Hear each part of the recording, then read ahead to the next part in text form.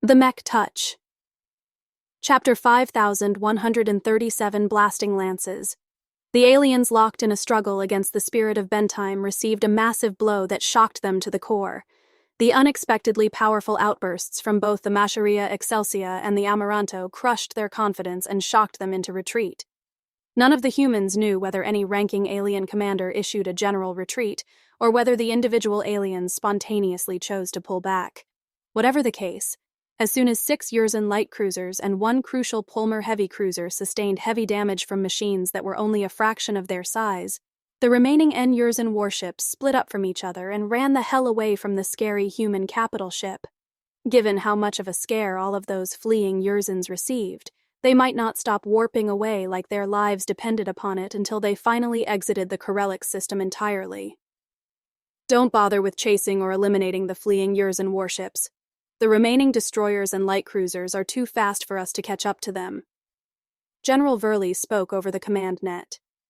Venerable Joshua, move out and neutralize the threat posed by Stingray 2 as best as possible. Prevent the ship from moving and disable her gun batteries with as minimal damage as possible. We will soon send out shuttles filled with small-scale bots to secure the interior. Roger that. I'm on my way, Joshua reported as the Everchanger rocketed away from the scarred but indomitable spirit of Bentime. Venerable Brutus, Venerable Isabel, I need the two of you to move out and do the same for the 6 Yurzen light cruisers struck by the Macharia Excelsia. Each of them have sustained heavy damage, but some of their gun batteries and other important modules are still working. Once you have taken care of them, we will dispatch boarding troops to clean up any remaining resistance inside the vessels and take them over if possible. Understood. The Star Dancer Mark II and the Promethea both split up and confidently set out to disable the gun batteries and other threatening features from the crippled vessels. Venerable Brutus Woden had only played a relatively minor role in the battle so far, so he and his expert mech were still in good condition to handle the more intact and troublesome alien vessels. Venerable Isabel Coton and the Promethea had expended a lot more effort throughout the lengthy engagement, but it hardly mattered now that the tide had turned. Exhausted or not, the Promethea was exceptionally suited to fight warships, especially now that the crippled vessels lost their transphasic energy shield coverage. Venerable Stark, please keep watch and remain vigilant for any ambushes and surprise attacks that may occur. The most notable threats that may emerge are the sudden launch of superweapons from a hidden archship or activation of exotic high technology from Stingray 2. We have deployed additional listening devices to increase our detection rate, but stay sharp. Acknowledged. The expert pilot spoke. Saintess Ulrika, please report your condition. Are you still in good fighting condition? A weary and pained female voice spoke back. That took more out of me than I expected. I can still fight if I have to, but I can't exert more than 20% of my peak ability at this time. I cannot even maintain my Saint Kingdom anymore. General Verley frowned, though he had already been warned that this might happen. What is your estimate on your recuperation time?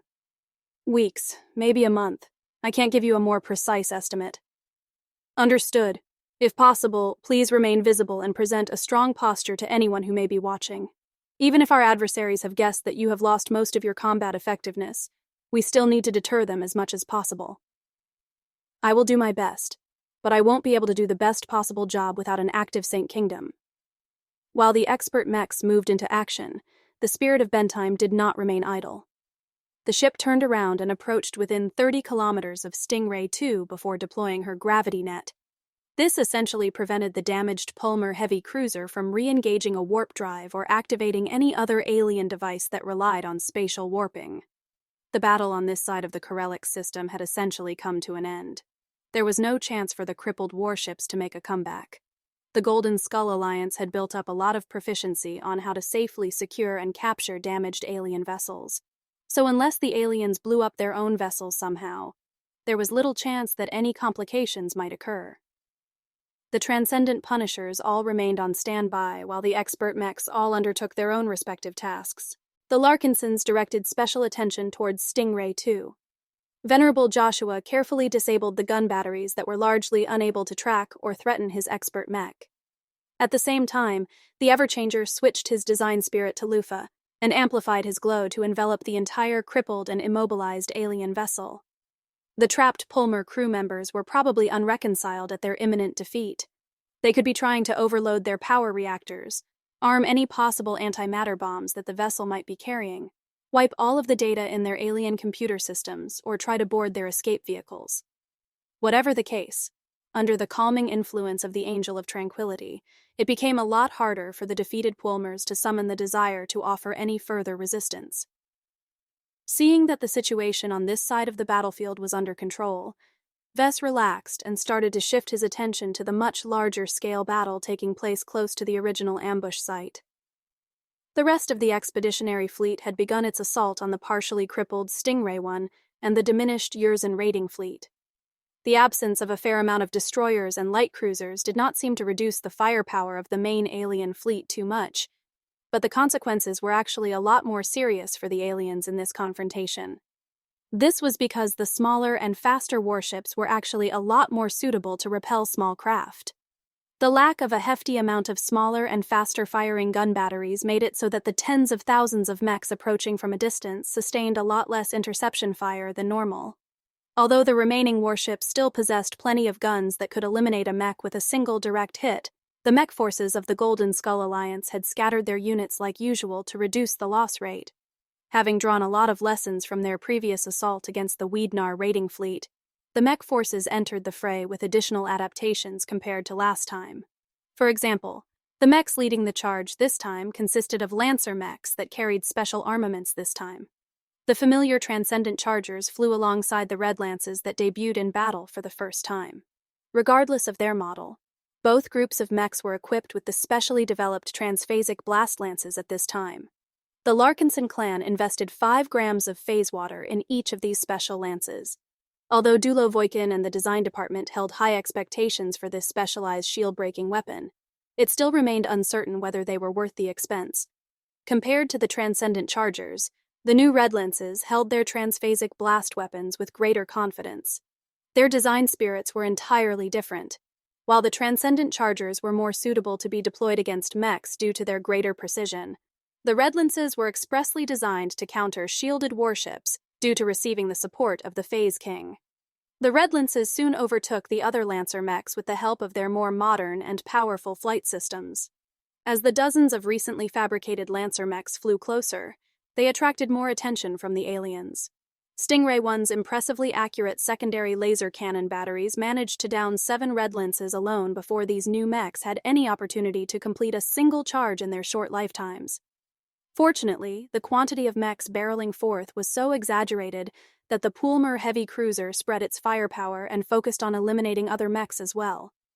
This gave the remaining Red Lances a good opportunity to close in on a large Yurzen warship at an oblique angle and drive their exaggeratingly long blast lances into a segmented energy shield. As the Red Lances moved close enough, their sturdy lances collided against the energy shields with considerable force before unleashing transphasic directional explosions just an instant later. Randus Novel Calm. As the segmented shield suffered a rapid succession of serious blows, the Red Lances turned away and barely managed to prevent themselves from colliding against the energy shields with their frames. After suffering several dozen transphasic explosions, the heavily abused segmented energy shield momentarily collapsed. A momentary gap had emerged.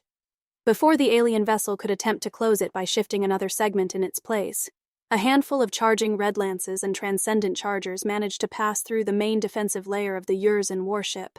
"We're inside. Let's wreck these gun batteries." Even though only a small amount of mechs got through, they enjoyed near absolute superiority in the current situation.